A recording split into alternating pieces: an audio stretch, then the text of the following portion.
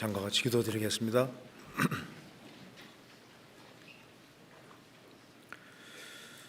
자비로우신 우리 아버지 하나님, 마땅히 형벌 받을 수밖에 없는 저희들을 주의 보배로운 피로 구원해 주시고 복된 소망 가운데 살게 해주시는 이 크고 놀라운 은혜와 사랑을 인하여 감사드립니다. 또 주님 몸된 교회 안에서 주님을 섬기며 또 주님의 복음 안에 살게 해주시는 것도 감사드립니다. 지금 진행 중에 있는 주계 수양에 많은 사람들이 말씀을 듣고 있습니다. 말씀을 증거하시는 분들, 또 새로 말씀을 듣는 모든 사람들의 마음을 붙잡아 주시고 다 영혼이 구원함에 이를 수 있도록 역사해 주시고 도와주옵소서. 국내와 해외에 주의 복음이 더 활발하게 증거될 수 있도록 역사해 주시고 우리 모두를 귀하게 사용해 주옵소서. 이 시간 주 성령께서 함께 해주시고 우리 마음 가운데 역사해 주시고 이 말씀들이 우리 심령 깊이 새겨지고 우리 신앙생활에 도움이 될 수 있도록 역사해 주시고 도와주옵소서. 주 안에서 30배, 60배, 100배 결실하는 귀한 삶이 될 수 있도록 도와주옵소서. 오늘 모든 시종 함께 해주시고 도와주시기를 간절히 의지하오며 우리 구주 예수 그리스도 이름으로 기도하옵나이다. 아멘.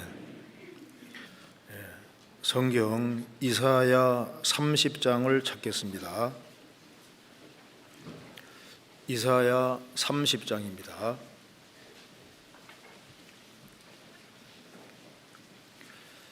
제가 1절부터 읽겠습니다.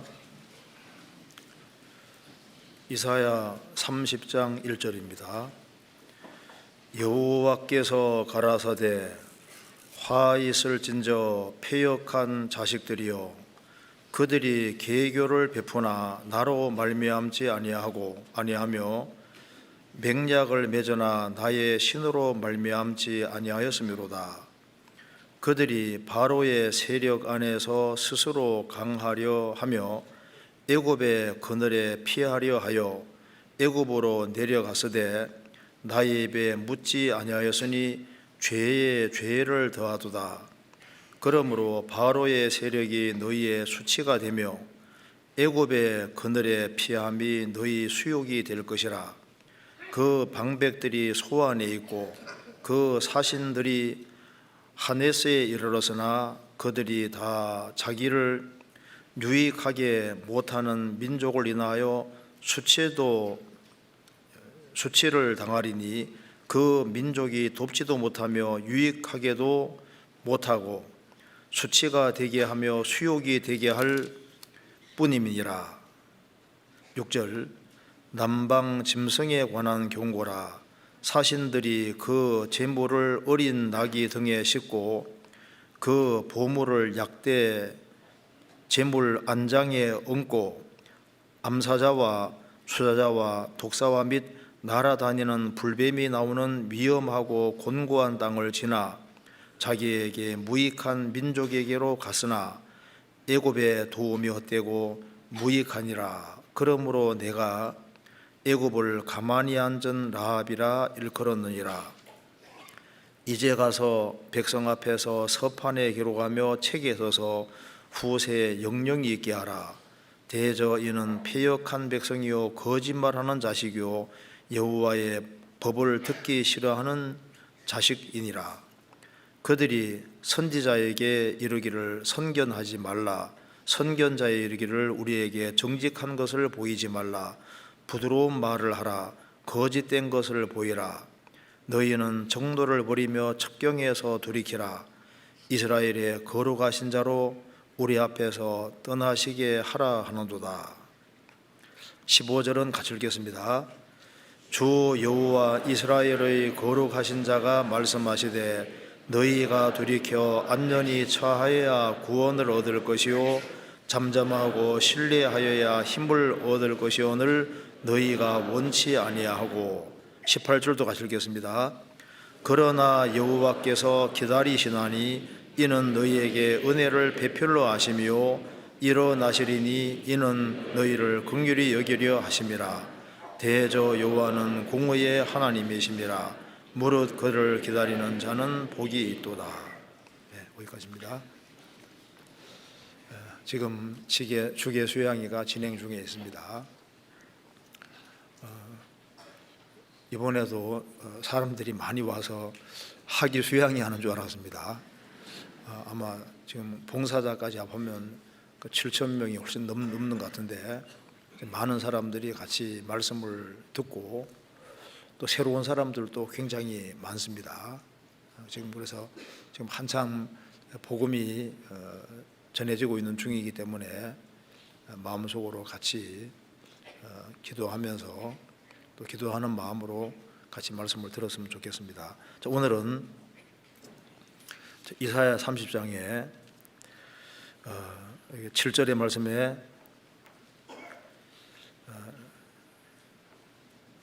7절 말씀 끝에 하나님이 말씀하시기를 내가 애굽을 가만히 앉은 라합이라 일컬었느니라. 이 구절이 나와 있는데, 얼른 읽으면은 왜 애굽을 라합이라 했을까? 라합 하면은 여호수아서에 보면은 기생 라합 생각하는데 여기는 기생 라합이 아닙니다. 그래서 애굽을 하나님께서 가만히 앉은 라합이라 이렇게 말씀하셨는데, 그 라합은 이 괴물을 가리키는 겁니다. 괴물. 그러니까 이제 이스라엘 백성들은 그 애굽을 아주 굉장히 화려하고 크고 중요한 곳으로 생각했는데, 하나님 보실 때는 애굽이라는 나라는 하나님 보실 때는 괴물에 불과한 거예요. 그래서 여기에 이제 라합이라는 것이 하나님 눈에는 아주 가증스러운 존재인데, 마땅히 심판받을 그런 존재인데, 이스라엘 백성들은 그 애굽을 아주 크게 생각했던 겁니다. 하나님께서 애굽의 도움을 구하러 가는 것이 헛되다고 말씀하시면서 애굽은 무용하다, 너희들을 전혀 도와줄 수 없다고 말씀하시면서 가만히 앉은 라합이다 이렇게 말을 했습니다. 그게 먼저 라합에 해당되는 구절을 먼저 잠깐 보고 제가 개요를 설명드리고 자세히 말씀드리겠습니다. 욥기 26장을 한번 잠깐 찾겠습니다. 욥기 26장. 라합에 대한 말씀이 성경에 여러 군데 나와 있는데 그 중에 간단하게 한 두 개만 봅시다. 먼저 욥기 26장 12절.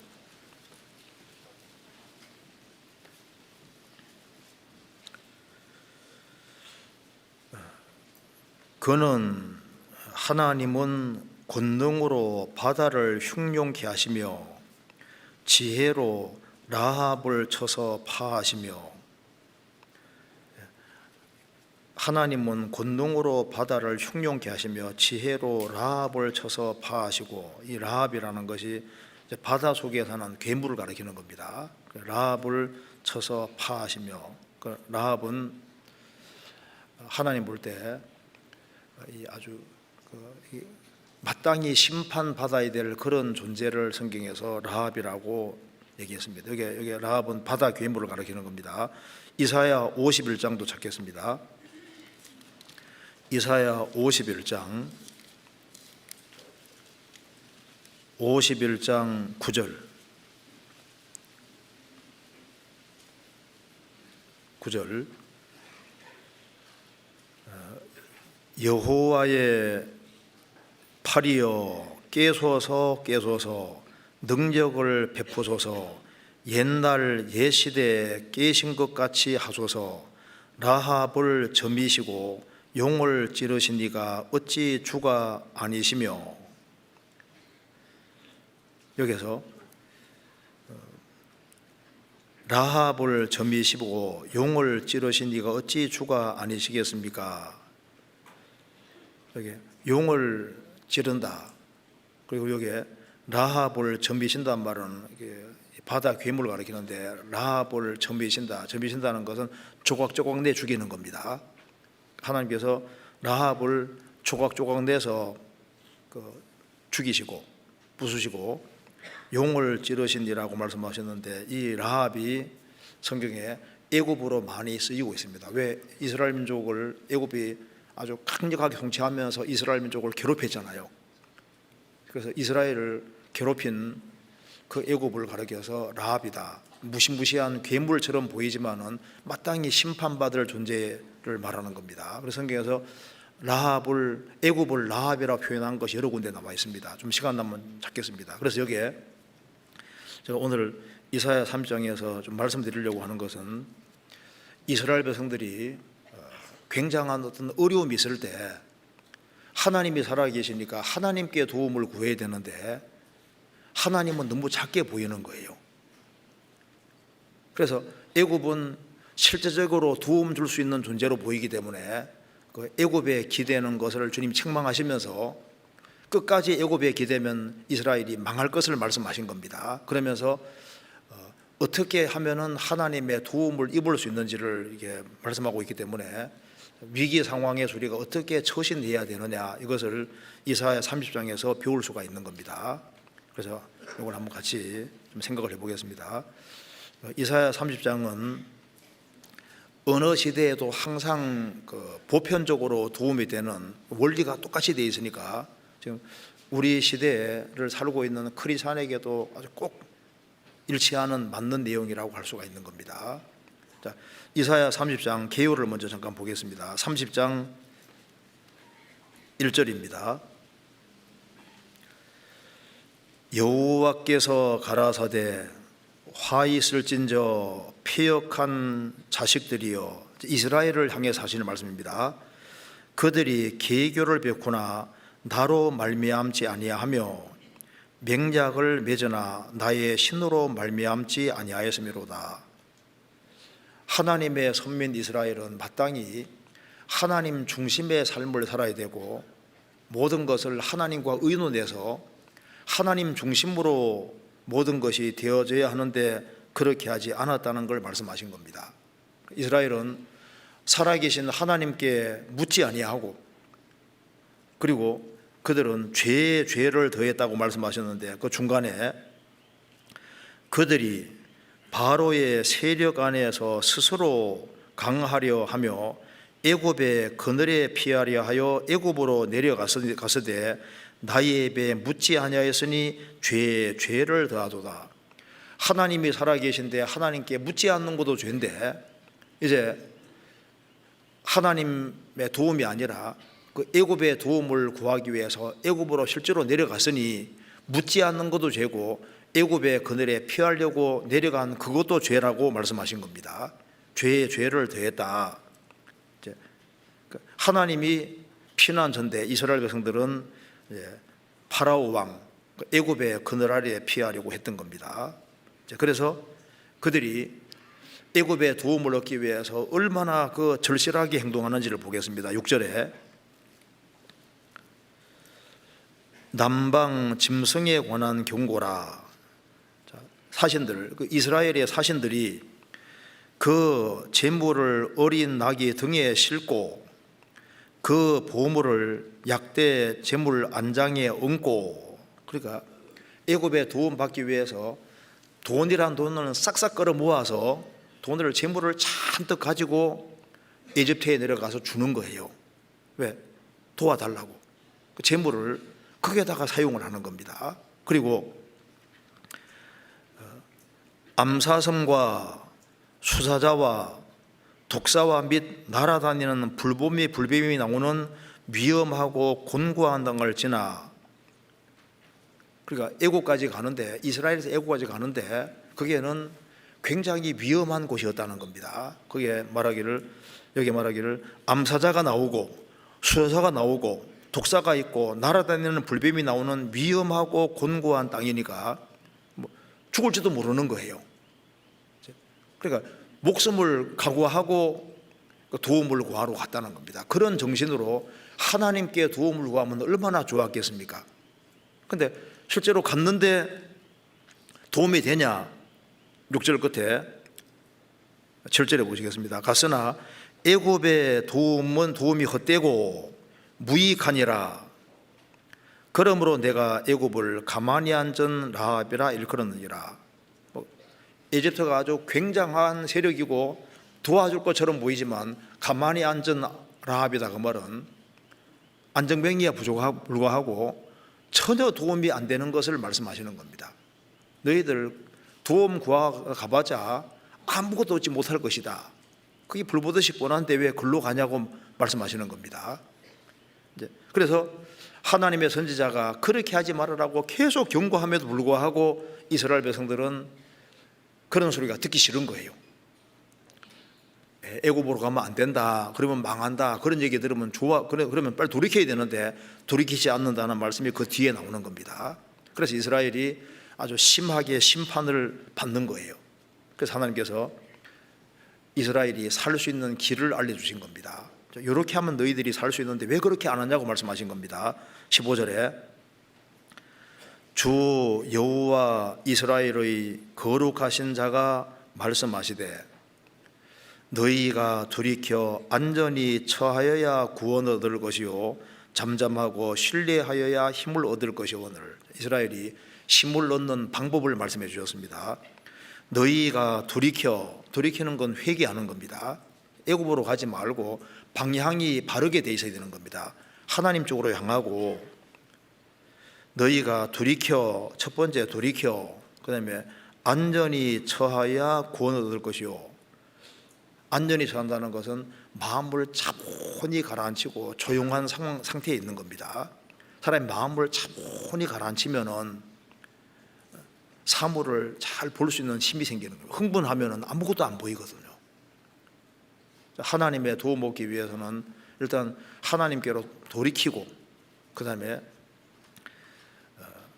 안전히 처하여야 될 것이다. 마음을 차분히 가라앉히고 그리고 가만히 있어 보면은 하나님이 정말 살아계신 것이 맞구나. 그게 이제 마음속에 들어오면서 하나님이 이제 점점 커지게 되는 거예요. 그러면은 하나님을 신뢰하게 되잖아요.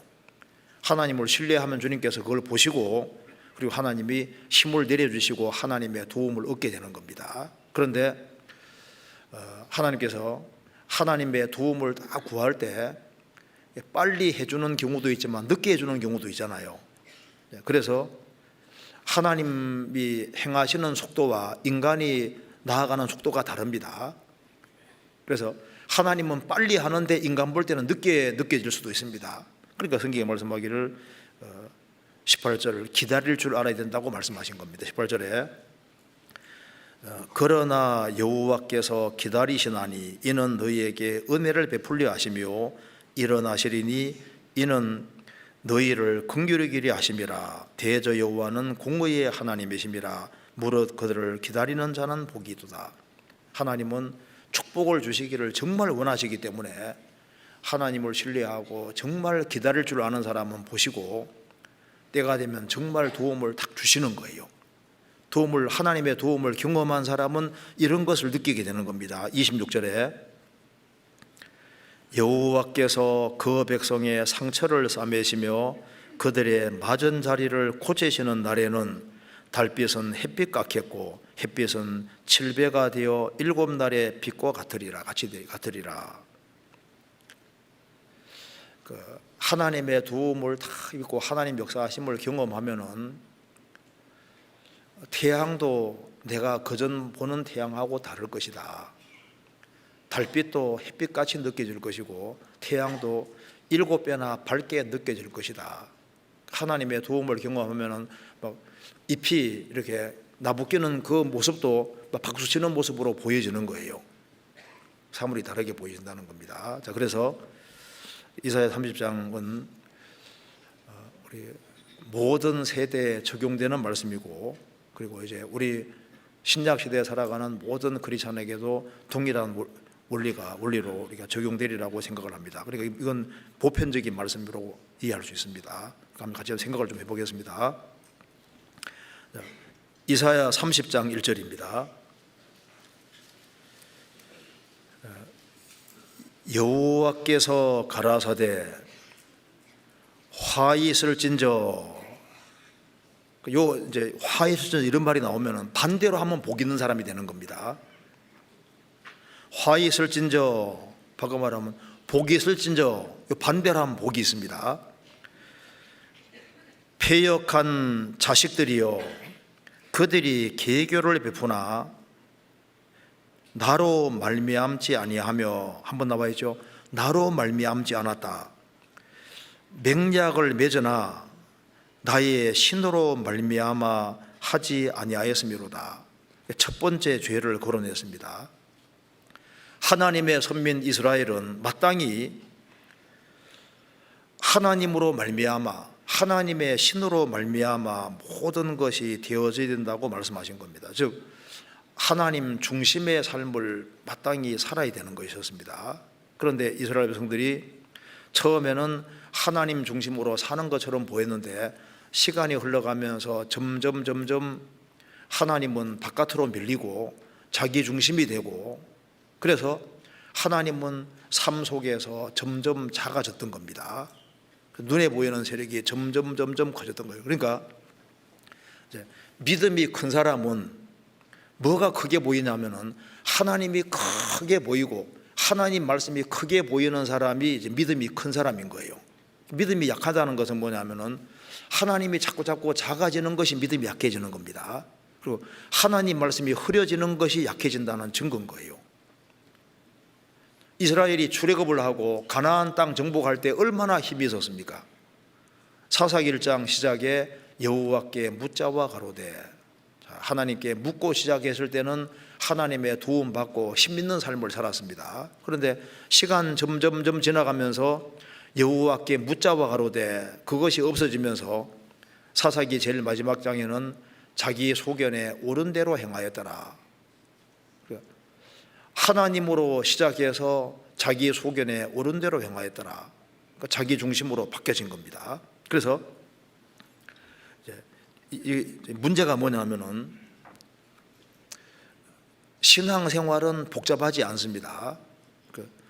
중심에다가 무엇을 두느냐, 이것으로 다 모든 결정되는 겁니다. 왜 성경에서 왜 예수님을 교회의 머리라고 하셨을까요? 이게 머리와 몸이 있으면 무조건 머리가 중심이 되는 겁니다. 왜 주님을 교회의 머리라 하냐면 교회는 당연히 주님 중심이 돼야 되니까 교회의 머리라고 하신 거예요. 요한계시록 1장에서도 7 금초대 사이에 다니시는 그 사이가 중앙을 말하는 겁니다. In the midst of, 딱 중앙입니다. 그러니까 주님이 머리시고 항상 중심에 있어야 될 것을 성경이 항상 말하고 있는 겁니다. 그러니까 신앙생활이 흐트러지는 이유가 뭐냐 하면은 중심을 어디 두느냐, 여기에 따라서 모든 게 달라지게 되는 겁니다. 성공학을 가르치는 어떤 사람이 그 항아리 속에 모래가 반쯤 들어가 있습니다. 바깥에 크고 작은 돌들이 놓여 있는데 방청객들에게 넣어보라고 하는 거예요. 여러 사람이 시도하는데 다 못 넣어요. 모래가 반쯤 차 있으니까. 강사가 웃으면서 모래를 이제 단지를 항아리를 딱 이렇게 싹 비우는 겁니다. 비우고 난 이후에 모래를 비우고 난 이후에 제일 중심에다가 제일 큰 돌을 탁 둡니다. 그 다음에 다른 돌을 딱 집어넣고 그 다음에 모래를 싹 집어넣으니까 다 들어가는 거예요. 그러면서 왜 인생에서 실패하는 줄 아느냐, 일상생활 속에서 모래같이 너무 작은 것들이 많이 들어와 있는데 그것 때문에 가장 중요한 것이 밀린다는 거예요. 우리 신앙생활도 마찬가지입니다. 중심에서 밀리면 다 밀리게 되는 거예요. 여기 첫 번째 시작이 나로 말미암지 않았다, 나의 신으로 말미암지 않았다. 하나님의 선민 이스라엘은 당연히 하나님 중심으로 모든 것이 되지 않으면 안 됐던 겁니다. 그리고 구원받기 전에는 우리가 모든 것이 자기 중심으로 움직였잖아요. 핵심이 자기였습니다. 근데 구원받으면은 일단 모든 것이 하나님이 딱 중심이 있지 않으면 안 되는 겁니다. 하나님이 모든 것의 중심으로 되면은 복이 있을진저 이렇게 되는 겁니다. 한 사람이 얘기하기를 인생은 4개의 전치사로 결정이 된다. 제일 첫 번째, 오브는 뭐뭐이지 않습니까? 소속. 그러니까 내 소속이 어디냐, 나는 어디 소속이냐, 그걸 분명히 해야 된다는 말이 맞죠. 내가 마귀의 소속이냐, 예수님께 내가 소속되어 있느냐. 나의 소속은 예수님이다. 우리가 예수 그리스도의 거소로 부르심 받았으니까 소속이 분명히 되어야 됩니다. 나는 예수님께 속하고, 그리고 나는 교회의 소속이다. 소속이 확실해야 됩니다. 그리고 그 다음에 with, 누구와 함께. 인생을 누구와 함께 사느냐가 너무 중요하잖아요. 내가 주님과 함께 생을 살 것이냐, 또 구원받은 형제 자매들을 중심으로 생을 살 것이냐, 아니면 세상 친구들을 중심으로 생을 살 것이냐, 누구와 함께 일생을 함께 할 거냐, 그걸 참 그게 중요한 문제입니다. 그 다음에 for, 목적입니다. 무엇을 위해 살 것이냐, 무엇을 위해. 먹든지 마시든지 무엇을 하든지 하나님의 영광을 위해 하라, 다 하나님 영광을 위해 하라 말씀대로 인생의 목적은 하나님께 영광을 돌리는 것이고, 인생의 목적은 주님을 기쁘시게 하는 것이 인생의 목적인 겁니다. 그 다음에 바이는 수단입니다. 무엇에 의해서, 무엇의 도움으로 생을 살아갈 거냐, 우리는 하나님의 말씀으로 성령님의 도우심을 받아서 인생을 살아야 되는 겁니다. 우리가 수단 방법에 의지해 사는 것이 아니고, 돈에 기대해 사는 것도 아니고, 우리 힘으로 사는 것도 아니고, 말씀에 의지해서, 말씀의 힘에 의해서 생을 살아야 되는 겁니다. 여기 이제 나로 말미암지 않았다고 말씀하시면서, 그러면 하나님께로 말미암아 하나님 중심으로 산다는 걸 더 구체적으로 말씀하면 뭐냐, 그 뒤에 보시겠습니다. 이사야 30장 8절,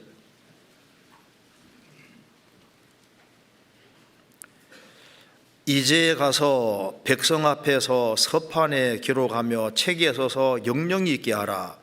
대저 이는 패역한 백성이요 거짓말하는 자식이요 여호와의 법을 듣기 싫어하는 자식이라. 여호와의 법을 듣기 싫어하는 자식이라. 여호와의 법을, 하나님 말씀을 귀담아 잘 듣는 것이, 그것이 하나님 중심으로 사는 핵심 비결이 되는 겁니다. 여호와의 법을 듣기 싫어하는 백성이라. 그리고 신앙생활에서 이제 하나님 중심으로 생을 살아간다. 어떻게 하나님 중심으로 생을 살아가냐 그 말입니다. 그러니까 신앙생활에서 이제 그 근원으로 밀고 들어가면은 제일 중요한 것이 이게 귀 문제입니다. 귀. 그러니까 내가 어디에다가 귀를 기울이냐, 요것으로 인해서 어디가 중심이 되느냐가 결정되는 거예요. 우리가 구원받을 때도 하나님 말씀을 잘 들어서 소속이 주님께로 딱 되잖아요. 구원받고 난 이후에도 신앙생활은 복잡하게 안 돼 있습니다. 자, 어디에다가 귀를 기울이냐, 이것으로 인생 방향이 다 결정되게 돼 있는 거예요. 귀가 왜 중요하냐 하면은, 우리가 봐요. 음식은 이렇게 입으로 먹잖아요. 입으로 들어가는데, 영혼은 맛있는 음식을 아무리 먹어도 소화돼서 어디로 나갑니까? 마음으로 들어가면 좋은데 마음으로 안 들어가, 뒤로 나가버려요. 그러니까 좋은 음식을 먹어도 뒤로 나가버리니까 영혼에 들어가는 것은 음식이 들어가는 게 아니다 그 말입니다. 영혼으로 들어가는 것은 통로가 기본적으로 귀입니다. 귀. 그래서 마음이 움직이고 영혼이 움직이는 건 귀거든요. 귀. 자, 이제 어떤 사람이 약장사가 약 선전을 막 한다 합시다. 이 약 먹으면 만병통치한 것처럼 선전을 하는데 귀 딱 들어맞고 있으면 사고 싶은 생각이 전혀 안 들잖아요. 근데 귀를 활짝 열고 그 약장사 선전하는 걸 쫙 듣고 있느라면 어떤 생각이 듭니까? 가슴이 움찔움찔해. 지갑에 손이 가요. 그죠? 제가 민방위 훈련 갔다가 이제 집에 돌아가는 길에 책들을 막 잔뜩 쌓아놓고 이거 100원에 판다는 거예요. 준다는 거예요. 그래가지고 100원에 준다니까 이제 책을 이제 공짜로 100원이면 얼마나 좋아요. 그래서 한참 기다려 보니까 그게 아니더라고. 막 들을 때는 막 줄 것처럼 보이는데 그게 아닌 거예요. 나중에 보니까 그 100원에다가 플러스 해가지고 돈이 붙는 게 많더라고. 어쨌든 간에 여기 귀로 잘 들으면은 신기하게도 마음이 갑니다. 그렇죠? 그럼 봐요. 내 신앙생활이 왜 흐트러지느냐? 이유는 간단합니다. 잘 안 듣거든요. 잘. 귀로 잘 들으면은 왜 인생이 바뀌냐 하면은 요한복음 6장에 말씀하시기를 예수님이 내가 너희에게는 말이 영이요 생명이니라. 말씀이 영이고 생명인 거예요. 음식 안에 생명이 들어있잖아요. 음식을 잘 먹으면 힘이 생기잖아요. 그것처럼요 하나님 말씀을 잘 들으면은 여기 말씀이 들어갈 때 하나님의 말씀이 영이거든요. 영이고 생명입니다. 말씀이 들어갈 때 성령께서 같이 역사하시기 때문에 귀담아 잘 들으면은 마음이 움직이고 그리고 이것이 이제 행동으로 나오게 돼 있는 거예요. 그리고 이 이스라엘 사람들의 신앙생활의 실패는 여기 말한 대로 여호와의 법을 듣기 싫어하는 백성이라 하나님 말씀에 귀를 탁 막았는데 누가 말씀하냐면 하나님 선지자가 말씀하는데 그 선지자가 하는 말씀 듣는 걸 싫어하는 거예요. 그러니까 말씀을 자꾸 안 들으니까 하나님은 점점 작아져서 하나님은 형식이 되고 하나님 말씀을 안 들으니까 영혼은 피폐하게 되고 영혼은 아무 힘이 없게 되고 그러니까 눈에 보이는 세력이 크게 보이는 겁니다. 애굽은 아주 크게 보여요. 하나님 보실 때는 이 괴물 덩어리에 불과한데 완전히 심판받을 존재에 불과한데 그것이 크게 보이고 그걸로 달려가는 문제가 생기는 겁니다. 신앙생활은 귀입니다. 그래서 귀가 하나님께로 딱 열려있는 사람은 틀림없이 하나님 중심의 삶을 살게 되고 그 사람은 교회 중심으로 살게 되고 신앙생활을 아주 힘있게 할 수 있는 그런 일이 틀림없이 결과적으로 생기게 되는 겁니다. 이사야 30장 1절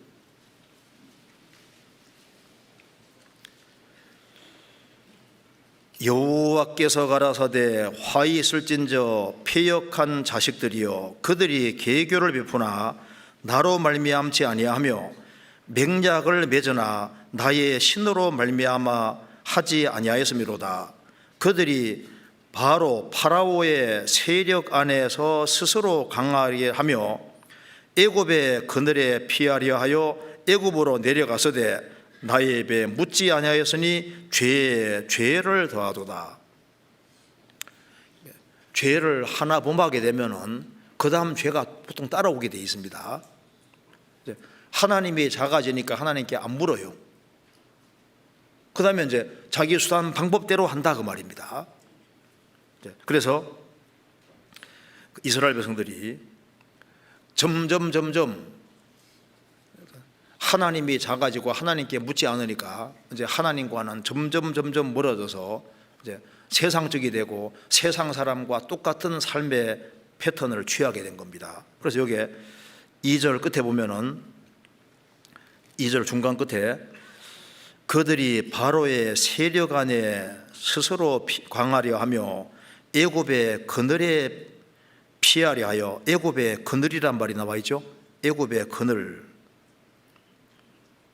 그리고 3절에 그러므로 바로의 세력이 너희의 수치가 되며 애굽의 그늘에 피함이 너희의 수욕이 될 것이라. 여기 그늘이란 말이 2절에도 나와 있고 3절에도 나와 있습니다. 애굽의 그늘. 왜 애굽의 그늘 아래에 피하려 하냐면 거기가 좋아 보이는 거예요. 크게 보이는 겁니다. 이런 모든 문제는 하나님이 작아져서 이런 문제가 생기는 겁니다. 어떤 책에 보면은 당신이 믿는 하나님은 너무 작다 그런 책도 있잖아요. 읽어보진 않았는데 제목이 당신이 믿는 하나님은 너무 작다. 이제 그럴 수 있어요.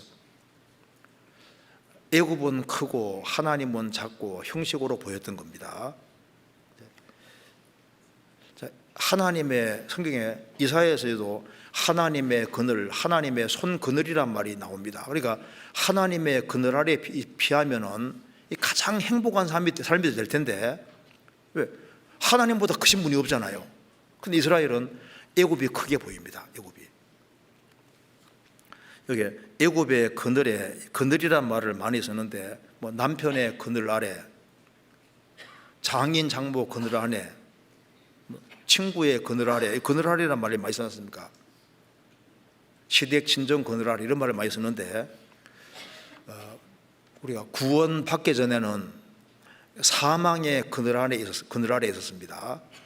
근데 이제 구원 받을 때 예수님의 그늘 아래, 전능자의 그늘 아래 들어온 겁니다.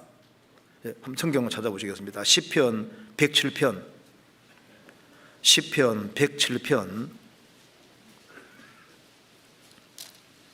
10절.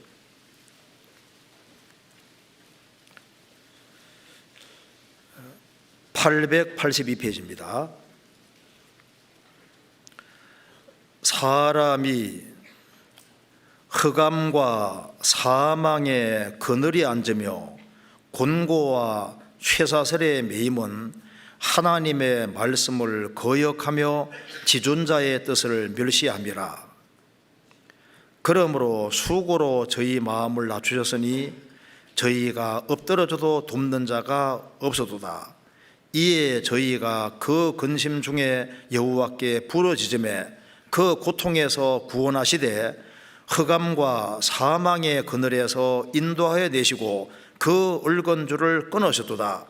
여호와의 인자하심과 인생에 경하신 기이한 일을 인하여 그를 찬송할지로다. 자, 이 문장을 잘 보면은 이게 감옥 아닙니다. 다시 읽어보겠습니다. 사람이 흑암과 사망의 그늘이 앉으며, 흑암과 사망의 그늘이 앉았으니까 죽으면 멸망인 거예요. 곤고와 쇠사슬의 매임은 감옥 아닙니다. 어두운 감옥 안에 있는 모습을 얘기하는 거예요. 구원받기 전에 우리는 어두운 감옥 안에 있는 사람과 똑같아요. 쇠사슬에 묶여서, 감옥은 어둡잖아요. 그래서 흑암과 사망의 그늘이 앉아 있다는 것은 사형수입니다. 쇠사슬에 매어서 이제 잠시 후에는 사형 집행당할 사람이었던 거예요. 구원받지 아니한 모든 사람은 사실은 감옥 안에 쇠사슬에 매어 있는 죄수와 사형수하고 똑같은 거예요. 우리도 구원받기 전에 잘못된 학설의 그늘 아래에 살았습니다. 어떤 사람은 진화론의 그늘 안에 사는 사람이 있잖아요. 진화론이 옳은 줄 알고 그것을 신봉하고 거기에다 인생을 거는 사람은 진화론의 그늘 아래에 있는 사람입니다. 어떤 사람은 무신론에다가 인생을 걸어요. 어떤 사람은 유명한 학자의 그런 쓴 글에다가 인생을 겁니다. 그런데 알고 보면은 이게 사망의 그늘인 거예요. 자기 영혼의 문제를 해결하지 못한 그 사람의 쓴 책에다 어떻게 인생을 거냐 그 말입니다. 그 사람은 잘못된 종교의 그늘 아래에 있는 사람도 많습니다.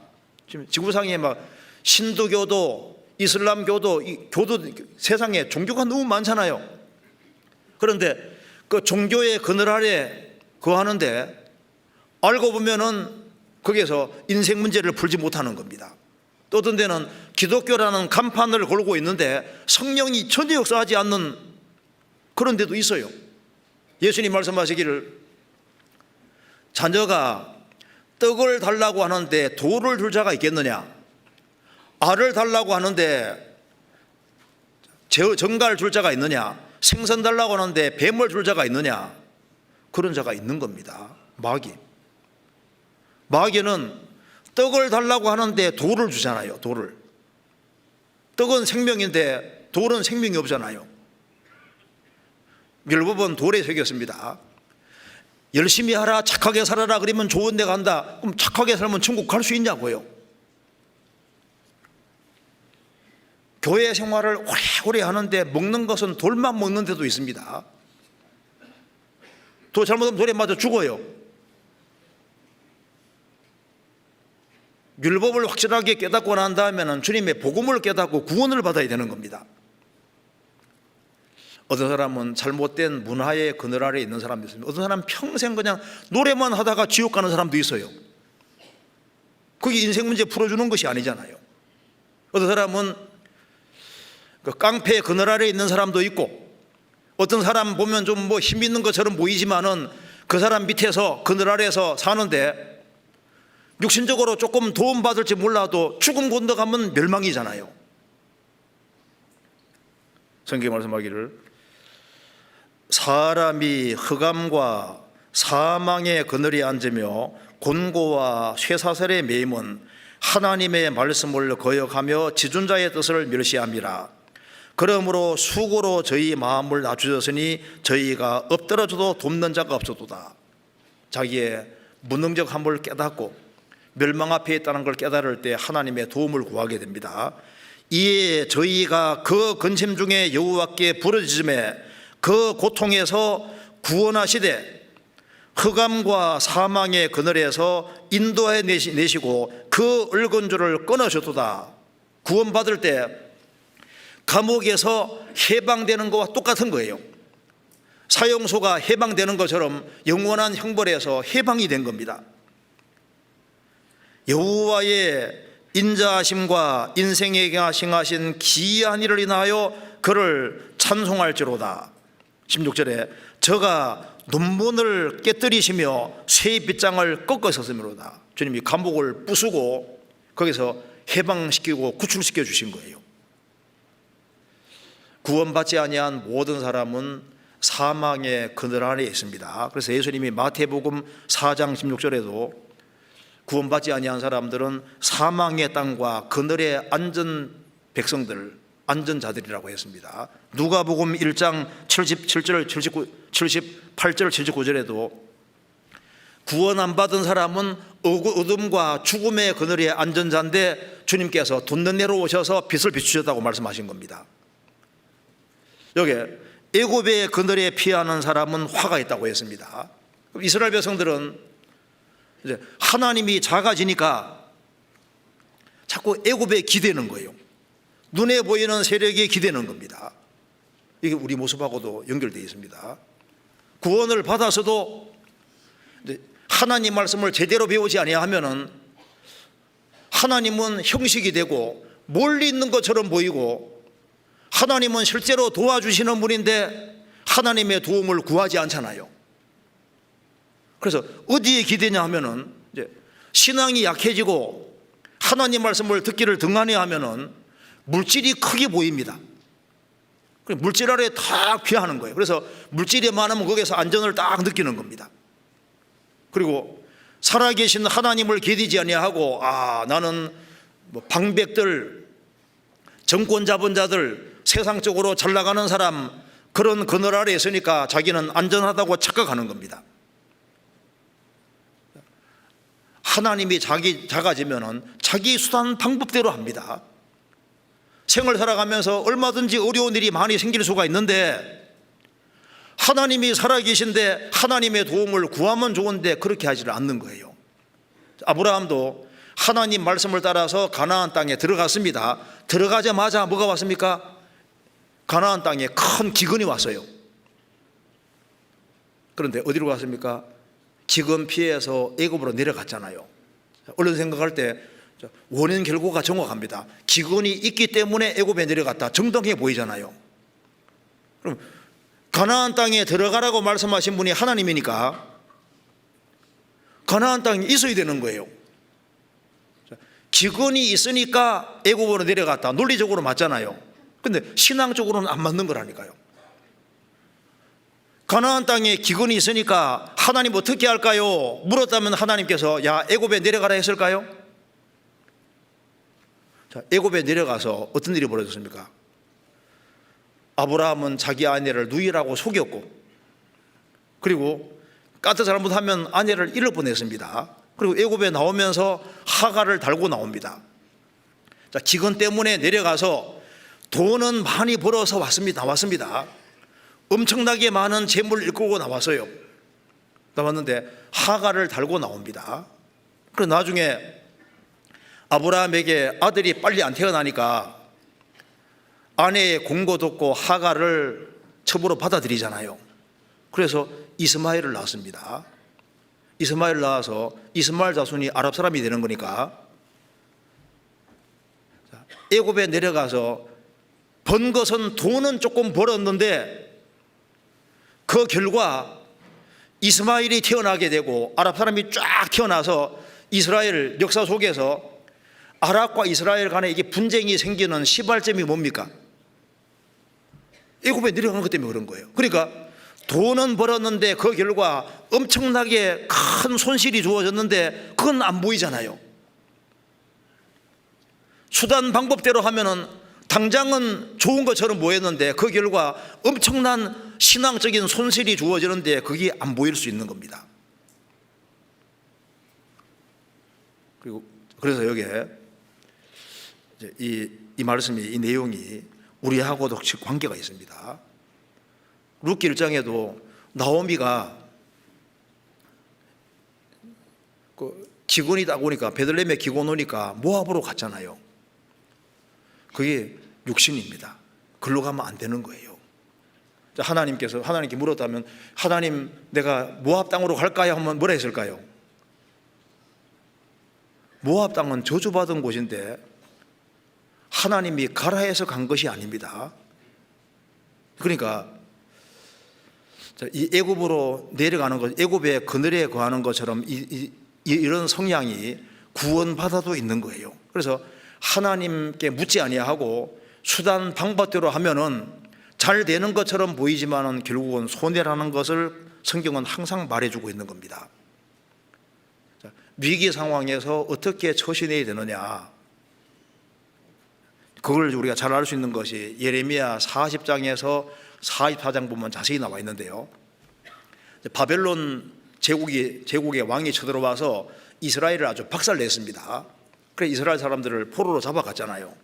잡아갔는데 예루살렘에 남아있는, 포로 잡혀가지 않고 남아있는 사람들을 위해서 이제 바벨론 제국에서 통치자를 하나 세워줍니다. 그다랴라는 사람을 총독으로 세워줘요. 근데 이 그다랴를 이스마엘이라는 사람 중심으로 해서 그다랴를 죽여버립니다. 그래서 이제 그다랴는 바벨론 제국이 세운 총독인데 죽였으니까, 그래서 이스마엘 그 사람을 이제 이스라엘 사람들이 또 죽여요. 그래서 요하난 중심으로 해서 죽입니다. 그런데 덜컥 겁이 난 겁니다. 이제 그다랴가 죽었는데 바벨론 제국이 세운 총독을 죽여놨으니 그것이 이제 바벨론 왕의 귀에 들어가면은 예루살렘에 있는 이스라엘 사람들을 몽땅 쳐 죽여라 이렇게 명령이 내려오면 죽을 판인 거예요. 그래서 이거 큰일 났다. 그다랴가 죽었으니까 우리가 죽인 건 아니지만은 큰일 났다. 어떻게 할 거냐. 그래서 예레미야에게 물어보자 이렇게 해서 예레미야에게 묻게 되는 겁니다. 그럼 물으면은 예레미야가 이제 하나님 말씀을 받아서 그대로 얘기하면서 애굽에 내려가면 망한다고 얘기했거든요. 정답을 내려줬는데 자기 원하는 답이 안 나오니까 에헤이 그거 하나님 말씀이 아니라고 하고서 기억 고집해서 내려가잖아요. 성경이 뭐라 했습니까? 나의 말이 성립되었는지 너희 말이 성립되었는지 알 것이다. 하나님께서 애굽으로 이스라엘이 내려간 것 때문에 바벨론 왕을 애굽까지 끌고 와서 그냥 심판해 버리잖아요. 성경 찾아보시겠습니다. 예레미야 42장 한번 보세요.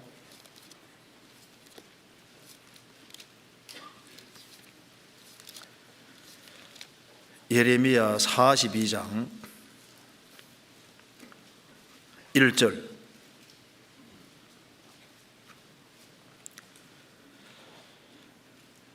이에 모든 군대의 장관과 가랴의 아들 요하난과 호사야의 아들 여사냐와 백성의 작은 자로부터 큰 자까지 다 나와 선지자 예레미야에게 이르되 당신은 우리의 간구를 들으시고 이 남아있는 모든 자를 위하여 당신의 하나님 여호와께 기도하소서. 당신이 목도하시거니와 우리는 많은 중에 조금만 남아사오니 당신의 하나님 여호와께서 우리의 마땅히 갈 길과 할 일을 보이시기를 원하나이다. 선지자 예레미야가 그들에게 이르되 내가 너희 말을 들었은즉 너희 말대로 너희 하나님 여호와께 기도하고 무릇 여호와께서 너희에게 응답하시는 것을 숨김이 없이 너희에게 구하리라. 그들이 예레미야에게 이르되 우리가 당신의 하나님 여호와께서 당신을 보내사 우리에게 이르시는 모든 말씀대로 행하리이다. 여호와는 우리 중에 진실무망한 증인이 되시옵소서. 우리가 당신을 우리 하나님 여호와께 보내면 그의 목소리가 우리에게 좋고 좋지 아니함을 물론하고 청종하려 함이라. 우리가 우리 하나님 여호와의 목소리를 청종하면 우리에게 복이 있으리이다. 여기 남아있는 사람들이 하는 말을 보면요, 참 진실한 신앙인처럼 보이잖아요. 우리는 막 말씀 내려오면 그대로 하겠습니다. 그래도 10일 후에 7절에 10일 후에 하나님 말씀이 맺습니다. 그 뒤에 내용은 자, 애굽으로 내려가지 마. 애굽으로 내려가면 너희들은 망한다. 42장 19절에 유다의 남은 자들아, 여호와께서 너희 일로 하신 말씀에 너희는 애굽으로 가지 말라 하셨고 나도 오늘날 너희에게 경계한 것을 너희는 분명히 알라. 22절 너희가 가서 우고하려는 곳에서 칼과 기근과 연병에 죽을 줄 분명히 알지니라. 이렇게 경고를 받았습니다. 그래도 쓸데없는 소리 하지 마. 그렇게 하고 애굽으로 내려갑니다. 그래서 예레미야 44장 28절, 예레미야 44장 28절 그런즉 칼을 피한 소수의 사람이 애굽 땅에서 나와 유다 땅으로, 예레미야 44장 28절 그런즉 칼을 피한 소수의 사람이 애굽 땅에서 나와 유다 땅으로 돌아오리니 애굽 땅에 들어가서 거기 우거하는 유다의 모든 남은 자가 내 말이 성립되었는지 자기들의 말이 성립되었는지 알리라. 애굽에 내려가서 다 죽고 몇 명만 살아서 이스라엘 땅으로 돌아와서 분명히 증언할 것이다. 아, 하나님 말씀이 맞았다. 내려가지 말아야 된다. 그렇게 얘기하게 된다 그 말입니다. 하나님의 명백한 말씀이 내려오면은 애굽으로 내려가면 안 됩니다. 그래서 성경은 말합니다. 하나님이 살아계시기 때문에 하나님을 정말 피난처로 삼아야 될 것을 계속 말하고 있는 거예요. 왜? 하나님 살아계시니까. 여기 찾아보시겠습니다. 이사야 25장 보시겠습니다. 이사야 25장 4절, 25장 4절 주는 포학자의 기세가 성벽을 충돌하는 폭풍과 같을 때 빈궁한 자의 보장이 되시며 환난당한 빈핍한 자의 보장이시며 폭풍 중에 피난처시며 폭양을 피하는 그늘이 되셨사오니. 주님은 모든 것에 피난처시고 그늘이시다. 그래서 성경 속에 주의 날개의 그늘이란 말이 굉장히 많이 나옵니다. 성경 시편 57편 찾겠습니다. 시편 57편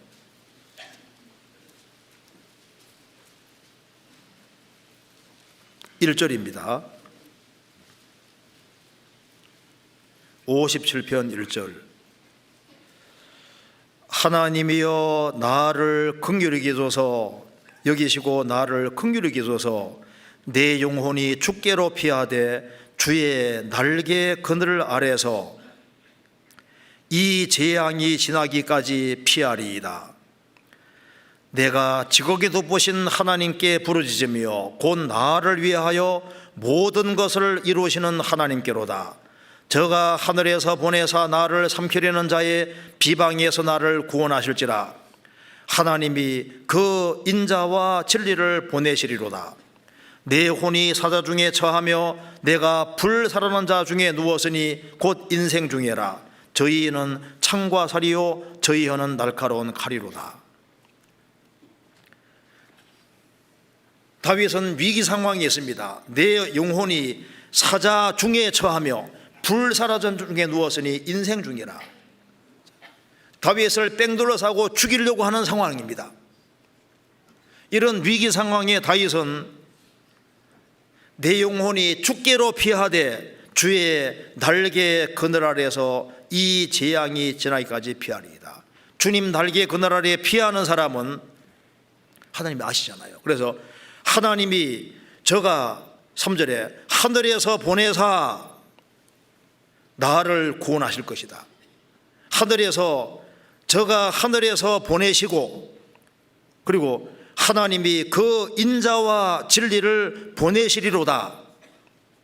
주의 날개 그늘 아래 피하는 사람, 그 사람에게는 하나님께서 보내시는데 도움의 손길을 보내시고 그 사랑과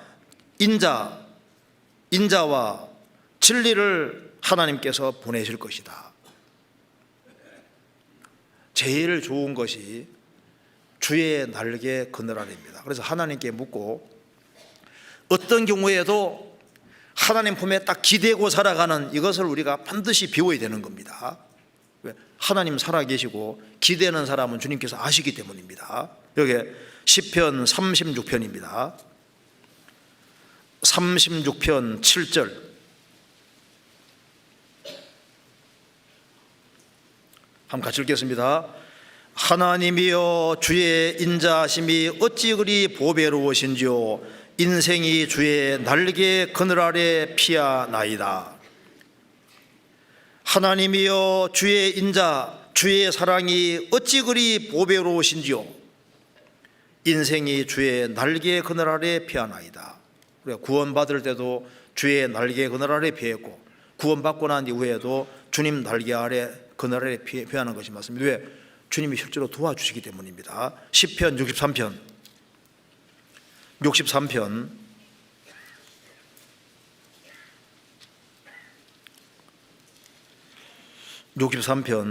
7절입니다. 주는 나의 도움이 되셨음이라. 내가 주의 날개 그늘에서 즐거이 부르리이다. 주의 날개 그늘 아래 있는 사람은 하나님께서 인자와 진리를 보내시고 또 하나님께서 실제로 도움의 손길을 펼치시는 겁니다. 시편 17편에 말한 대로 하나님께서는 주의 날개 그늘 아래 피하는 사람을 자기 눈동자처럼 지키시는 겁니다.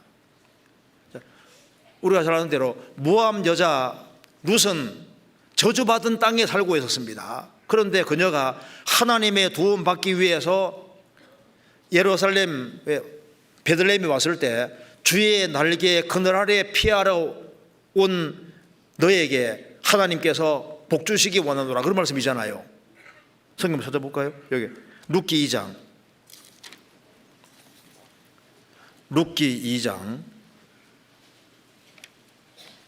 사사기 뒤에 룻기가 있습니다.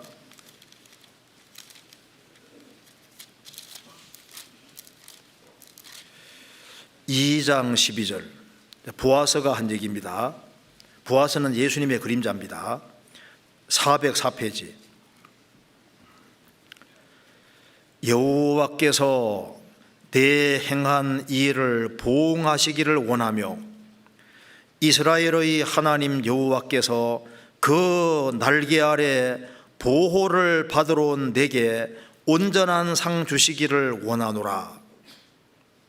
이 보아스가 룻에게 하는 얘기는 주님이 성도에게 하는 말씀과 똑같습니다.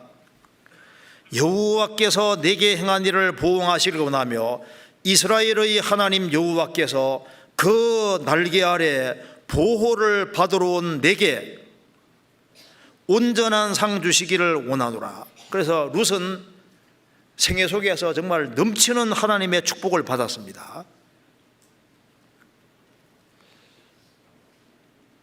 아가서 2장에서도 주님을 사과나무로 묘사하고 있습니다. 내가 그 그늘 아래에서 심히 기뻐했다. 그 실과는 내 입에 달았다. 그 큰 사과나무 그늘 아래는 그늘이잖아요. 그늘. 그 사과 그늘에 앉아 있다는 건 계속 있는 겁니다.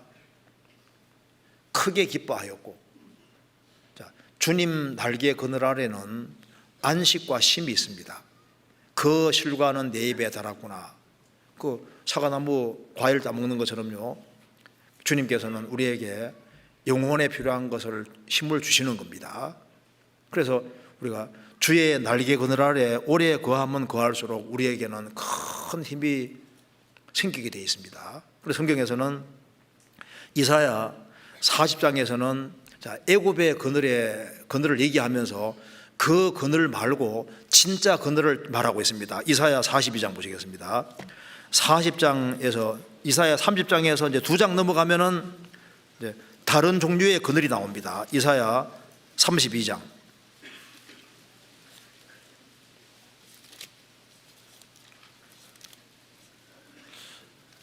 이사야 32장 2절.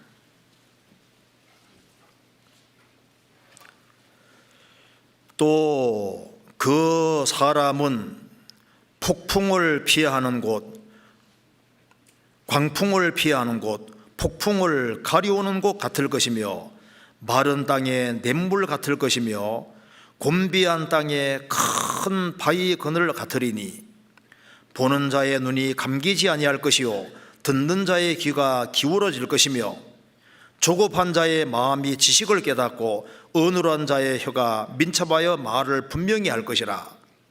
예수님에 대한 말씀입니다. 예수님은 광풍을 피하는 곳, 폭풍을 가려오는 곳 같을 것이며 마른 땅에 냇물 같을 것이다. 곤비한 땅, 피곤하고 지친 땅에 큰 바위 그늘 같을 것이다. 생을 살아가는데 얼마나 힘든 것이 많은데 그 마른 광야를 걷다가 그게 큰 바위 그늘에 들어가면 얼마나 시원하고 좋아요. 그리고 마른 땅에 그늘만 있는 것이 아니라 시냇물이 쫙 흐르면 얼마든지 해결하잖아요. 애굽의 그늘 말고 생을 살아가면서 예수님을 자기 그늘로 발견한 사람은 복이 있습니다. 예수님 안에는 정말 안식이 있고 쉼이 있고 예수님은 마른 땅에 냇물 같은 분이다. 이 광야에서 영혼을 적시고 영혼이 해갈이 되고 쉼을 얻게 하는 유일하신 분이 바로 예수님인 겁니다. 그래서 큰 바위 그늘 밑에 앉아서 안식하고 쉬고 물 마시면 힘이 생기는데 이 물은 신령한 물입니다. 주님이 주는 물을 먹으면은 여기 말한 대로 3절에 보는 자의 눈이 감기지 아니할 것이요. 주님이 주는 물을 먹으면은 신기하게도 영혼의 눈이 밝아집니다. 눈이 밝아지고 사는 목적이 아주 확실하게 되고 듣는 자의 귀가 기울어질 것이며 영혼의 귀가 열려서 더 많은 것을 듣게 되고 조급한 자는 자의 마음이 지혜를 깨닫고 어눌한 자의 혀가 민첩하여 말을 분명히 할 것이라. 그래서 마음에 지혜가 생기고 귀가 뚫렸으니까 말이 분명하게 되는 가치관이 완전히 달라지게 되는 겁니다.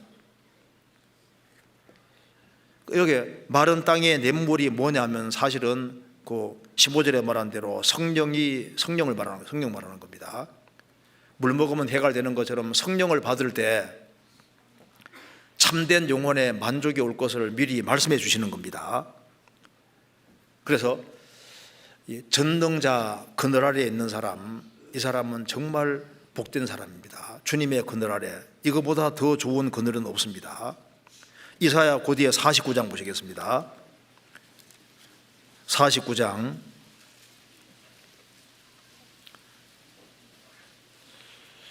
3절, 2절부터 제가 읽겠습니다. 내 입을 날카로운 칼같이 만드시고 나를 그 손 그늘에 숨기시며 나로 마광한 살 화살을 만드사 전통에 감추시고 내게 이르시되 너는 나의 종이요 내 영광을 나타낼 이스라엘이라 하셨느니라. 자, 예수님에 대한 말씀입니다. 여기에 예수님에 대해서 말씀하시면서 성부께서 내 입을 날카로운 칼같이 만드시고 나를 그 손 그늘에 숨기시며, 시편 91편에서도 전능자의 손 그늘이란 말이 나와 있는데요, 전능자의 손 그늘 아래 숨기시고 나를 마광한 날카로운 화살을 만드사 전통에 감추시고, 예수님은 이제 공생애 동안에 3년 반 동안 성부께서 예수님을 нал리 세상에 보내셨습니다. 3년 반 동안에 얼마나 강력하게 역사하셨습니까? 하나님이 나사렛 예수에게 성령과 능력을 기름 부어 다하셨음에 저가 돌아다니시며 착한 일을 행하시고 마귀에게 눌린 자를 고치셨다. 근데 예수님만 날카로운 화살을 만드는 것이 아니고 전능자의 그늘 아래에 있는 사람, 전능자 그늘 아래에 있는 사람은 전능자의 손 그늘 아래에 있습니다. 손, 전능자의 손이 함께 하시면은 인생이 만들어지는 거예요. 인생이 점점 만들어집니다. 그래서 아주 날카로운 화살을 만드는 것처럼 주님 앞에 귀하게 쓰임받는 사람으로 만들어 가시는 겁니다. 창세기 49장에서도 요셉도 전능자의 손을 힘입어서 그런 능력 있는 삶을 살았습니다. 에스라 느헤미야도 다 전능하신 하나님의 손을 힘입었고, 바울 사도도 마찬가지고, 베드로 요한도 마찬가지고, 하나님께 쓰임받는 사람은 다 전능자 아래에 있었고, 전능자의 그늘 아래에 있었고, 전능자의 손 그늘 아래에 있었습니다. 주님 손이 함께 하시면 주님 손이 이게 만드시는 손인 거예요. 인생을 만들어 가시는 겁니다. 그래서 이스라엘 백성들은 마땅히 하나님의 백성으로서 전능하신 하나님의 손 그늘 아래서 하나님 말씀 배우고 순종의 길을 걸어가면 좋은데, 그렇게 하지 않고 자기 수단 방법대로 한 겁니다. 근데 그들이 얼마나 수단 방법대로 하는데 열심인지 보시겠습니다. 이사야 30장 다시 봅시다. 30장에 이렇게 30장 6절에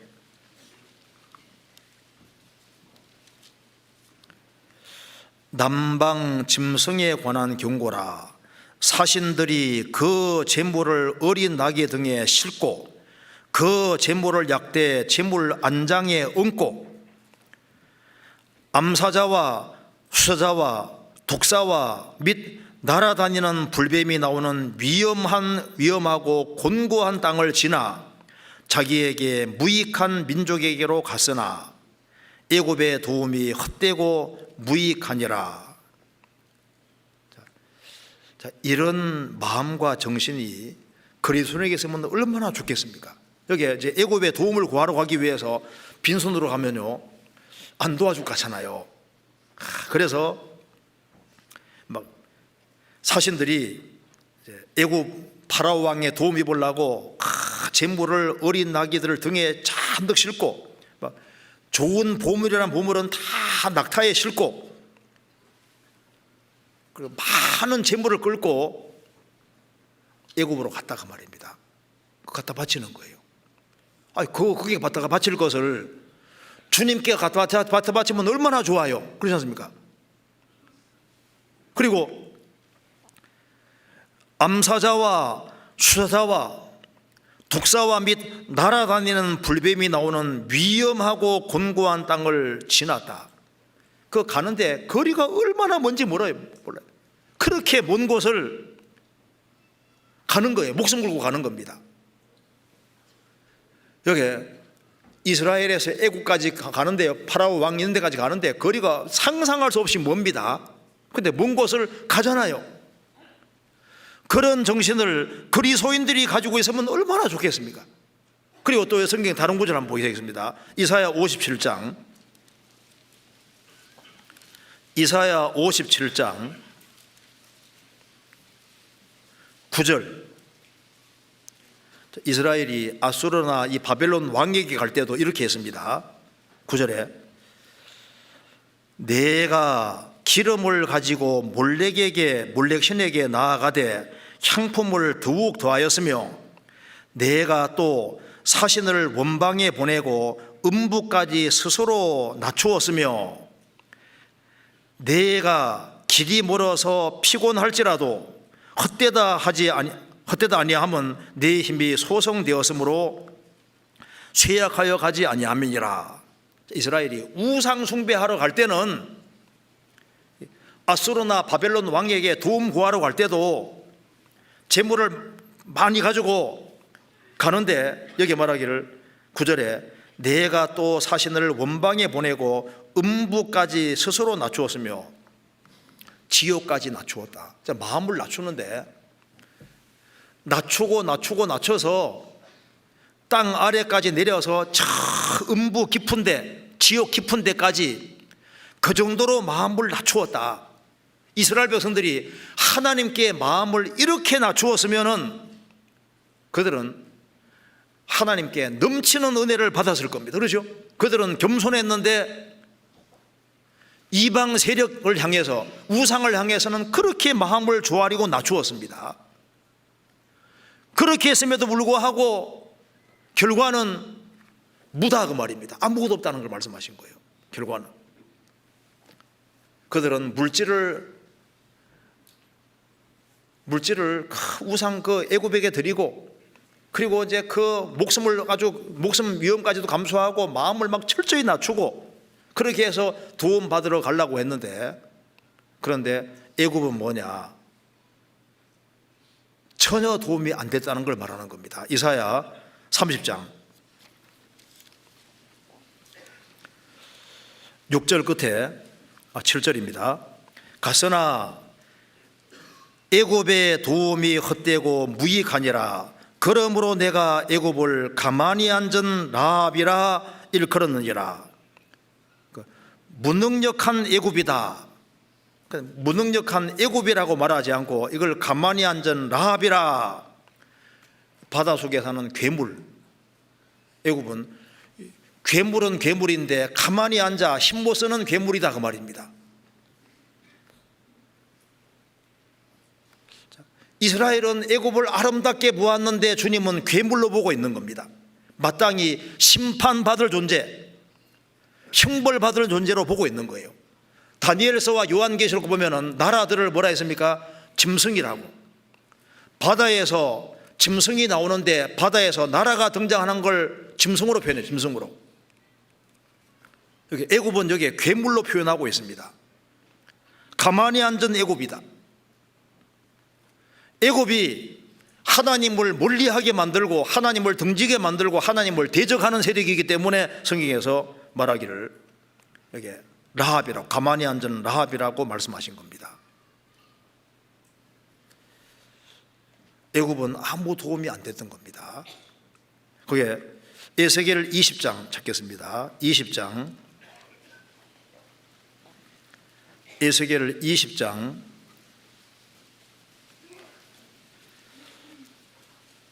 29절 1179페이지입니다.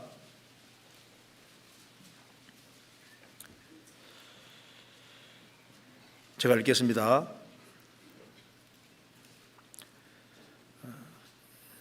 28절부터 제가 읽어보겠습니다. 내가 그들에게 주기로 맹세한 땅으로 그들을 인도하여 드렸더니 그들이 모든 높은 산과 모든 무성한 나무를 보고 거기에서 제사를 드리고 경독케 하는 제사를 올리며 거기에서 또 분향하고 전제를 부어 드린지라.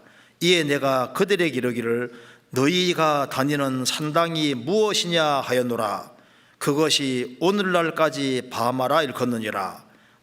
바마, 나나주 밑에 바마는 산당이라는 뜻인데 바는 다닌다는 뜻이요 마는 무엇이냐. 이스라엘은 우상의 도움을 받기 위해서 높은 산에 올라가는데 얼마나 힘들어요. 높은 산에 올라가기를 마다하지 않고 거기에서 열심히 산당에 제사 드리고 우상에 제사 드렸는데 그건 밤마다 그 산당처럼 보이는데 산당인데 밤아 너희 다니는 것이 도대체 뭐뇨? 그 쓸데없는 일이고 낭비인데 왜 그 일을 계속 하느냐? 그런 의미에서 밤마다 낭비다 그 말입니다. 하나님께로 향하지 않는 모든 것은 다 낭비라고 말씀하신 겁니다. 그래서 하나님께서 이스라엘에게 이렇게 경고하셨습니다. 여기 이사야 30장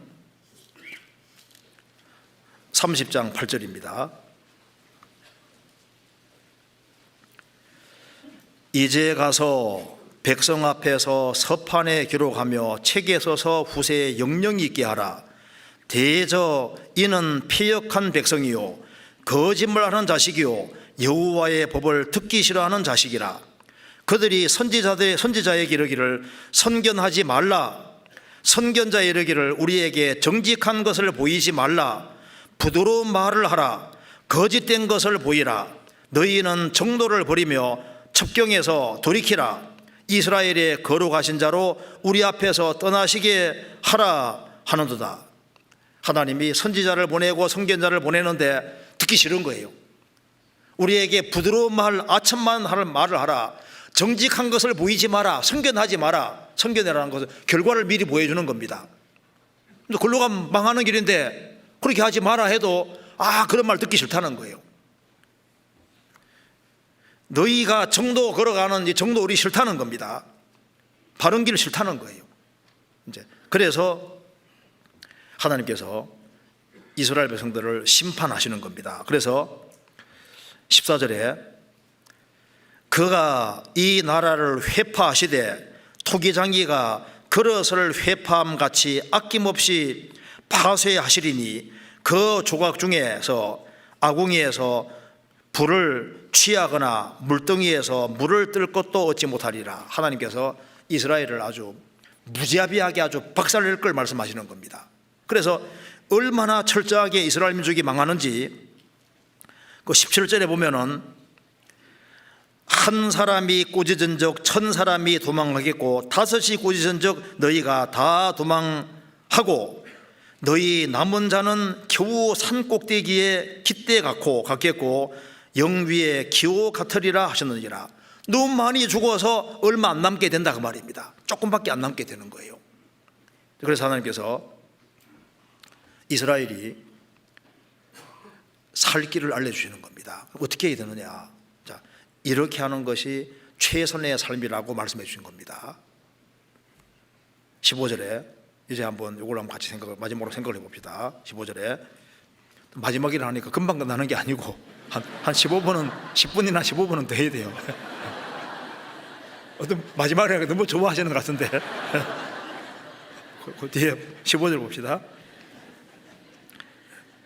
주 여호와의 15절 주 여호와 이스라엘의 거룩하신 자가 말씀하시되 너희는 돌이켜 안전히 처하여야 구원을 얻을 것이요 잠잠하고 신뢰하여야 힘을 얻을 것이오늘 너희가 원치 아니하고. 여기에 하나님의 도움받는 비결을 분명히 알려주고 있습니다.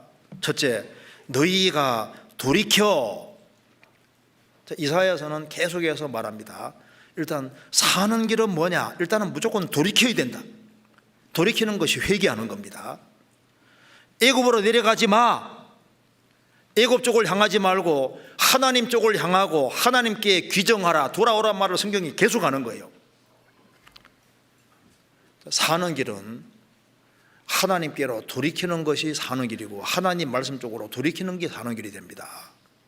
그래서 일단 돌이키지 아니하면은 문제가 해결 안 돼요. 먼저는 딱 돌이켜야 됩니다.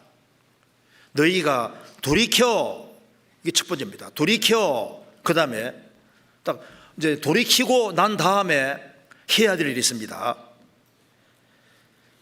너희가 돌이켜 안전히 처하여야 구원 얻을 것이요. 구원 얻는 방법을 알려주셨습니다. 삶 속에서도 건진받는 길은 일단 안전히 처하여야 좀 조용한 상황을 만들어야 되는 겁니다. 일단 마음을 최대한 차분히 다 가라앉혀야 돼요. 아무리 큰 위기가 있고 문제가 있어도 서두를 것이 아니라 마음을 차분히 가라앉혀야 됩니다. 그래서 항상 성경에서 안전히 처하여야 종용해야 될 걸 말씀하는 겁니다. 그 앞에 이사야 7장입니다. 이사야 7장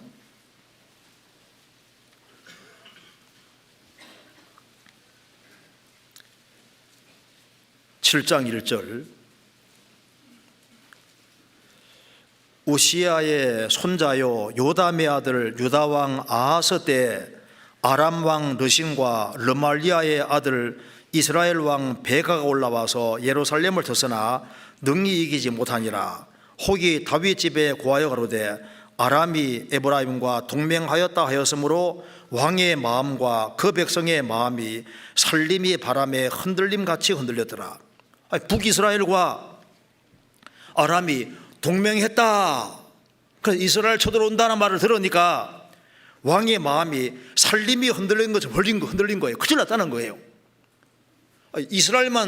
북이스라엘만 남유다 쳐도 지금 큰일인데 아람까지 동맹했다고 하는 말을 들으니까 마음이 심하게 흔들린 겁니다. 다 죽게 생긴 거예요. 그때 이제 이사야가 말합니다. 4절에 이사야 선지자가 아하스 왕에게 말합니다. 4절에 같이 읽어보겠습니다. 그에게 이르기를 너희는 삼가며 종용하라. 아람 왕 르신과 르말리아의 아들이 심히 노할지라도 연기나는 두 부지갱이 거루터기에 불과하니 두려워 말며 낙심치 말라. 이제 마음이 살림의 흔들림같이 흔들릴 때 하나님이 이사야 선지자 보내서 아하스 왕에게 말합니다. 너희는 경거망동하게 행동하지 말고 삼가며 종용하라. 최대한 마음을 차분히 가라앉히고 생각해 보라는 겁니다. 아람 왕 르신 그리고 북이스라엘의 르말리아의 아들이 심히 노할지라도 생각해 봐라. 유다에 하나님이 계신데 하나님 볼 때 그 연기나는 두 부지갱이 거루터기에 불과하니 두려워하지 마라. 그러니까 마음을 차분히 가라앉히면요 아무리 세력이 커도 하나님 더 크시잖아요. 하나님이 도와주시면은 그거 두 나라가 쳐들어와도 이것은 연기나는 두 부지갱이에 불과하다. 거루터기에 불과하다. 아무것도 아니다. 그래서 큰 전쟁 앞에서도 위기 앞에서도 마음을 차분히 가라앉히면은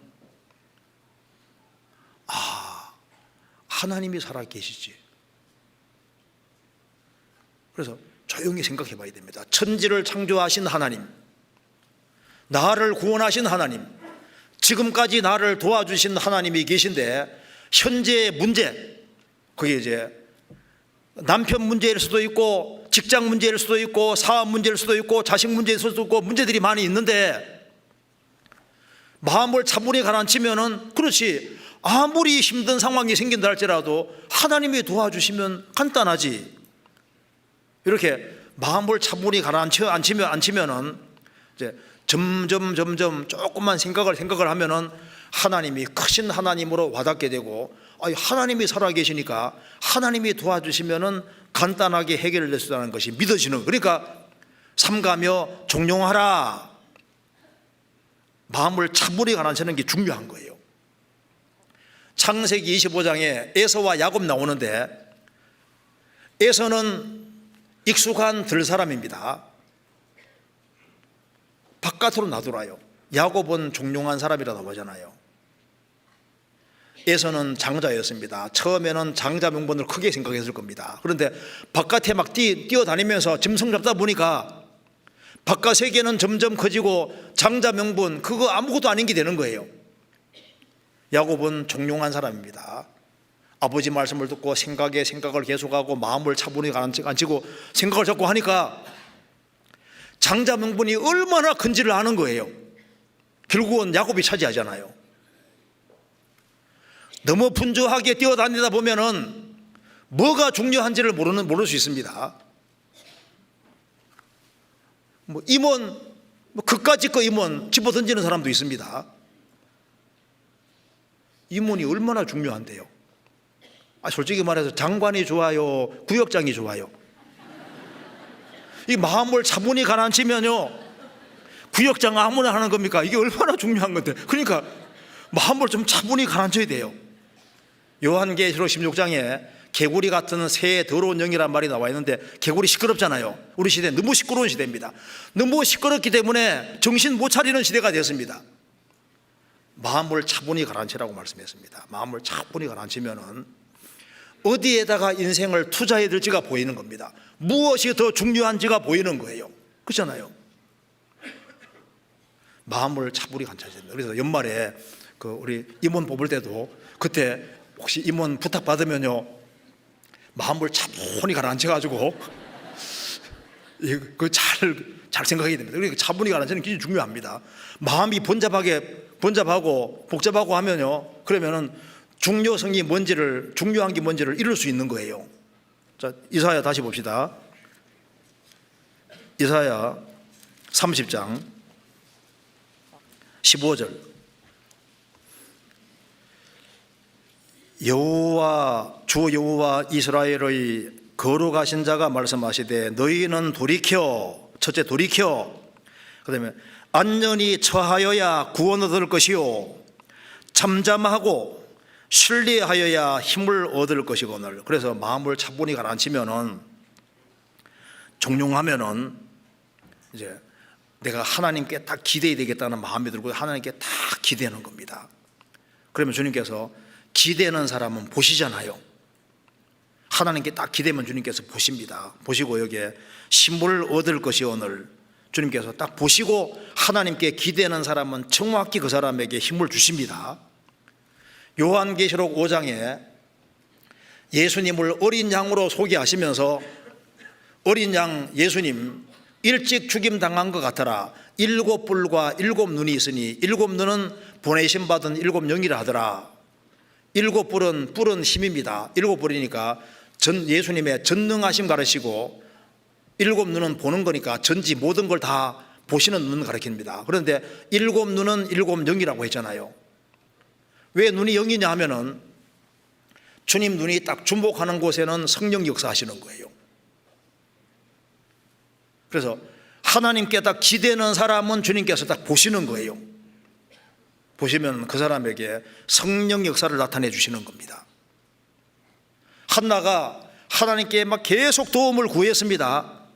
한나가 정말 하나님의 도움 구하고 있잖아요.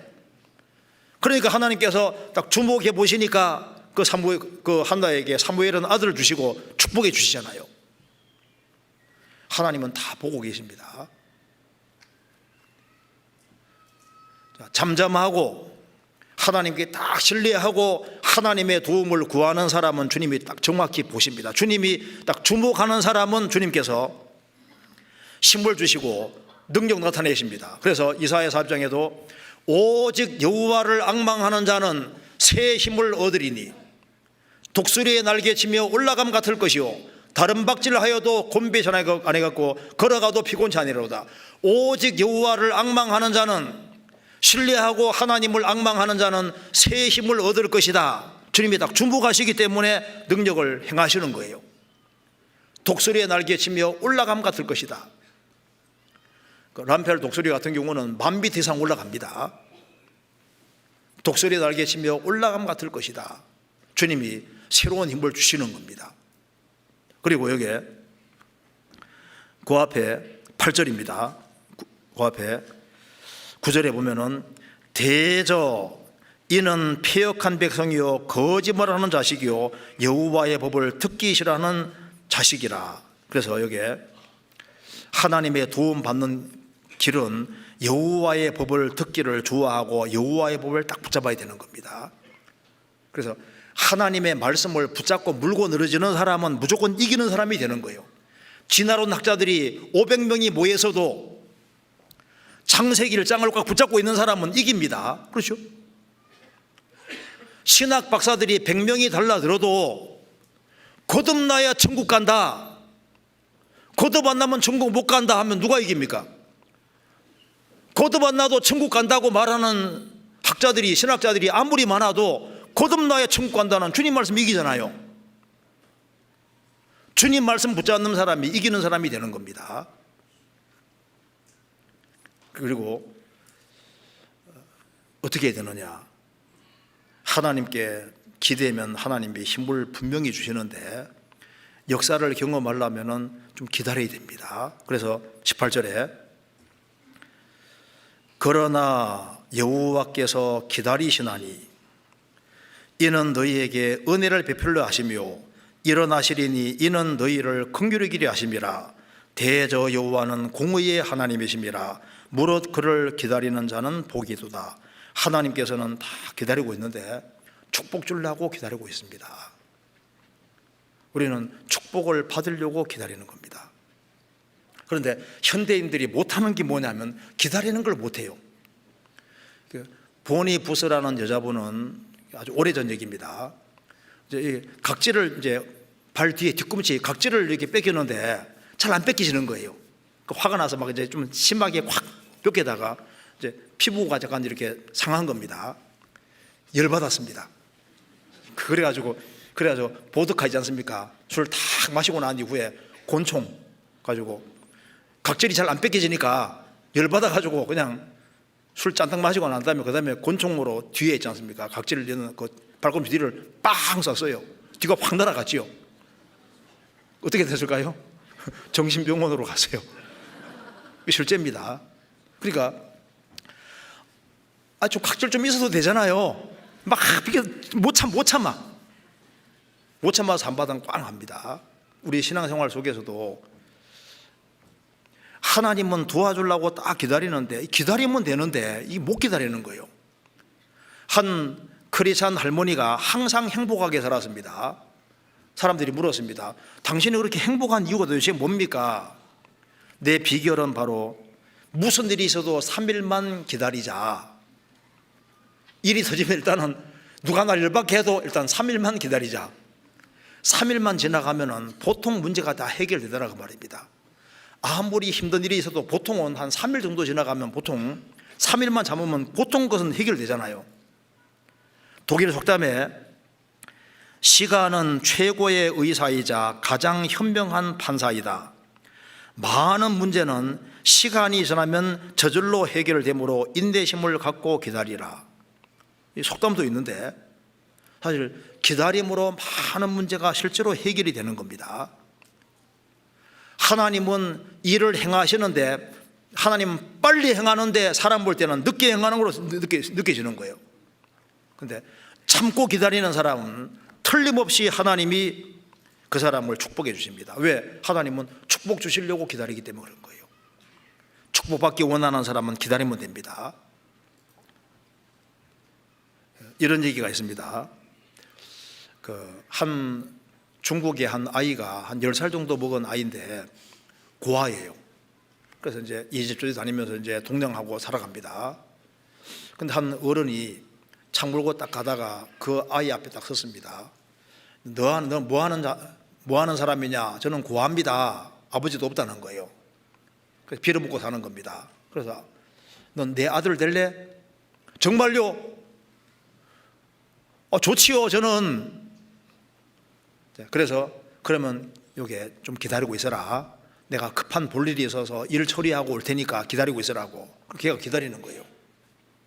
빨리 안 오네. 그 거지애를 그 아는 어른이 너 뭐 하고 있냐? 우리 아버지 기다리고 있어요. 야, 그 어른이 거짓말한 거다. 네 놀래주려고 한 거다. 아니에요, 진짜예요. 그 아이가 끝까지 기다렸습니다. 아주 밤 늦게 아버지가 아주 급하게 일 처리하고 왔어요. 그래서 실제로 그 기다리는 것 때문에 그 아들이 됐습니다. 이 세상에서도 기다릴 줄 아는 사람은 큰 축복을 받습니다. 자, 기독교는 특징이 뭐냐면은 살아계신 하나님을 섬기기 때문에 하나님은 행동하는데 제일 빨리 하는데 인간 행동하는 거하고 시간 갭이 있어요. 그렇기 때문에 기다리는 사람은 하나님의 축복을 틀림없이 받을 수 있습니다. 그래서 기다리는 사람은 하나님의 축복을 받게 되고, 그리고 이제 기다리는 사람은 하나님이 내게 역사해 주는 걸 확실히 깨달을 때 26절에 말한 대로 하나님이 내게 역사하실 때 햇빛은 일곱 날의 빛같이 밝게 빛날 것이다. 달빛은 햇빛 같을 것이다. 우리가 구원을 경험했을 때 얼마나 기뻤습니까? 구원받고 난 이후에도 하나님의 도우심을 구해서 하나님의 도우심을 경험하는 사람, 그 사람은 하나님이 내 영혼에 역사하셨구나, 그걸 깨닫고 사물을 볼 때 하나님의 어떤 도움을 경험하는 사람은 만물이 다르게 보이잖아요. 이런 축복이 주어지게 되는 겁니다. 그래서 여기에 이사야 40장 30장 이 말씀을 이제 우리가 자꾸 읽고 생각을 해보면은 우리가 좀 더 신앙생활하되 좀 더 적극적으로 할 필요가 있고, 여기에 이스라엘 백성들이 그 도움을 구하러 가기 위해 그렇게 막 재물을 그렇게 많이 드리고 그 위험한 곳에 멀리까지 가는데, 그런 정성을 그리스도인들이 가진다면은 지금보다 훨씬 더 힘있게 주님 영광을 위해 살 수 있으리라고 생각이 듭니다.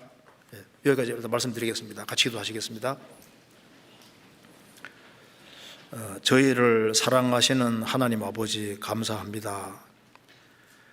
소망 없는 저희들에게 소망을 주시고 살아계신 주님을 통해서 구원함을 얻고 복된 소망을 가지고 생을 살 수 있게 된 것을 진심으로 감사드립니다. 주님 보시는 그날까지 주님의 복음을 증거할 수 있도록 도와주시고 다 30배, 60배, 100배 결실하는 귀한 삶이 될 수 있도록 저희를 인도해 주시고 도와주옵소서. 국내와 해외 전도하는 그 모든 일에 우리 모두를 귀하게 사용해 주시고 많은 사람을 주님 품으로 인도해서 주님 앞에 설 수 있도록 역사해 주옵소서. 우리 구주 예수 그리스도 이름으로 기도하옵나이다. 아멘. 찬송